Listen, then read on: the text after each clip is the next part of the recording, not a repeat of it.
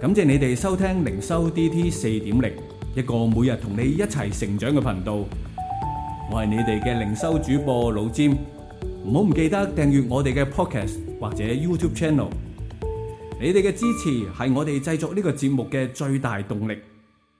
Hello，弟兄姊妹，嚟到靈修 DT 4.0，又係老詹同大家一齊靈修。我哋繼續咧以咧我哋嘅經文同埋我哋嘅禁食呢個嘅期間咧，去講下關於我哋今日嘅靈修。我哋會講今日嘅經文咧係馬太福音第21章36至46節，入邊講到關於一個葡萄園主人嘅事情。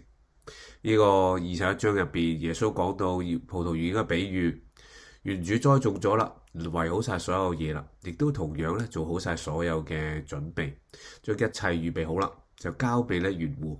亦都咁樣，當收果子嘅時候咧，園戶咧卻想咧自己一個咧去霸佔晒所有嘅嘢，並且就算園主差俾個兒子嚟都好啦，佢都想殺掉佢。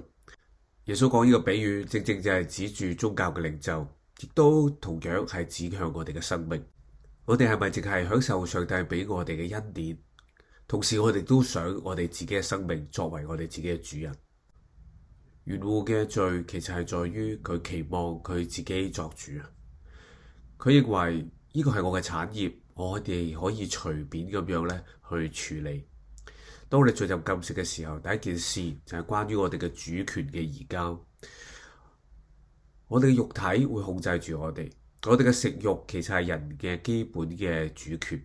但係當我哋放低我哋嘅食物，我哋承認一件事：主啊，呢個園子唔係我哋嘅，係屬於你嘅。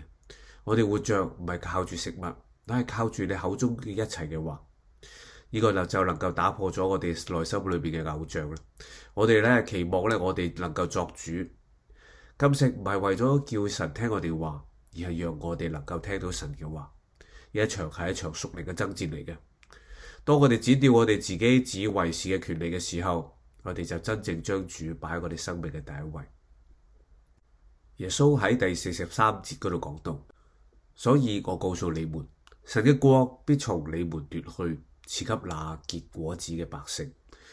葡萄園存咗一個唯一嘅目的，就係能夠結出果子。園戶失敗在於佢想私吞所有咧嗰啲嘅果子。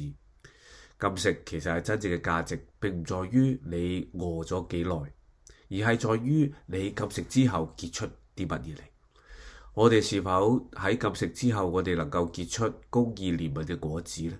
就好似以賽亞書第58章提醒我哋是否能夠鬆開呢個兇惡嘅繩索，將食物可以俾一啲有需要、有飢餓嘅人呢？而我哋生命嘅轉換就係當我哋禁食嘅時候，如果我哋喺當中變得脾氣暴躁、自命不凡嘅話，我哋就好似呢班兇惡嘅園戶一樣。真正嘅禁食應該係將我哋生命嘅謙卑同埋順服嘅果子，將我哋生命主權交翻俾真正嘅園主。經文最後提到，將人所棄嘅石頭已經成為咗房角石。呢塊石頭對順服嘅人嚟講係基石，但係對抗拒嘅人係審判。喺禁食嘅裏面，我哋對準呢塊房角石。當我哋知道我哋刻苦己身、為身服務，係為咗呢塊嘅房角石喺我哋生命入邊居首位。如果我哋拒絕結果子嘅話，呢塊石頭就會成為我哋生命嘅絆腳石。但係我哋願唔願意破碎我哋自己，佢就能夠喺我哋生命入邊成為我哋堅固嘅磐石，讓我哋喺其中建立佢嘅殿。弟兄姊妹，讓我哋透過呢個經文，今日再一次反省一件事：我哋是否係上帝恩典嘅管家？喺我哋嘅生命入邊，我哋是否有啲嘅嘢都好似呢班嘅園戶一樣，我哋將呢啲一切嘢據為己有呢？例如我哋嘅金錢啦，例如我哋嘅時間啦，例如我哋嘅孩子啦，例如我哋生命入邊嘅成就感啦，例如我哋生命一啲嘅關係啦，我哋是否就好似一樣？呢個係我作主嘅，神啦，你唔好參與喺其中，神啦，你唔好理咁多啦。我哋再諗一諗，其實呢個正係我哋今日面對嘅境況。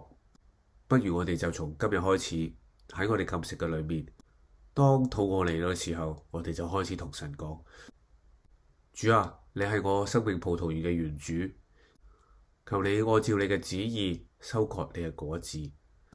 求你拎走咧我哋咧自私嘅心啦，我哋咧肉體上邊咧去帶領我哋咧去做錯嘅決定啦。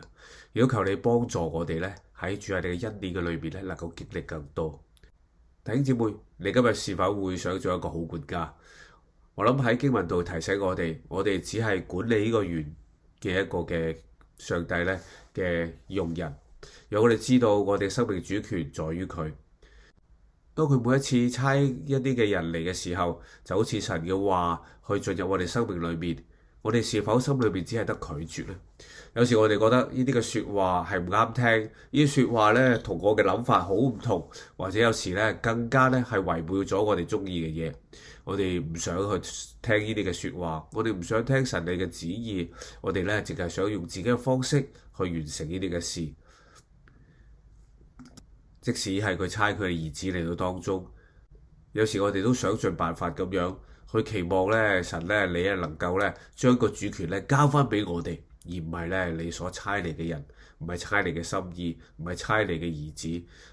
呢班嘅園戶最後咧係殺咗咧園主咧所差嚟嘅兒子，想奪取呢一切。但係今日咧俾我哋真正嘅提醒嘅，讓我哋一齊禱告啊！真係主多謝你今日咧你嘅話臨到我哋。感謝你將豐富嘅恩典交咗俾我哋，求主啊，你赦免我哋咧，常常咧想奪取你嘅榮耀啊，想奪取你嘅主權。最後今日咧，透過咧我哋嘅禁食，求主啊，你軟化我哋嘅心，拆毀我哋心中咧一切咧去阻擋你進入嘅籬笆，讓我哋咧唔再咧作呢啲嘅兇惡嘅園戶啊，而係忠心咁成為主啊，你俾我哋嘅稱呼好管家，按住咧時候咧結果子，有聖潔嘅果子。主啊，完全咁奉獻俾你。主啊，多謝你，多謝你今日對我哋嘅提醒，感謝你奉主名求，阿門。多謝你收聽，期望我哋下次再同你一齊去靈修啊！